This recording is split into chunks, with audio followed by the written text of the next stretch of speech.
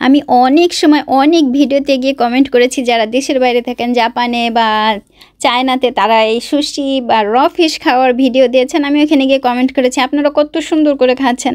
আর আমাদের ছেলে পচা বা আমার হাজব্যান্ড খেলে সবাই এসে বলে কী রকমভাবে খাইতেছেন, এটা কি খাওয়া যায় কি না, এটা খাওয়া ঠিক না, এটা আমরা ভাজা ভাজা খাই, আপনারা কেন এইভাবে কাঁচা কাঁচা খান।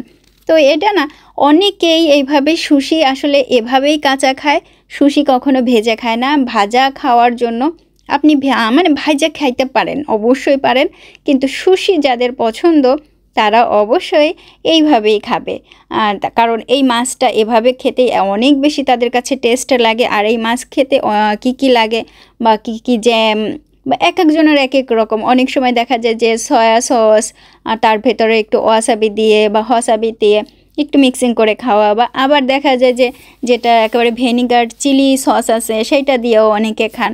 মানে এক একজনের খাবারের ধরনও আর এক এক রকম।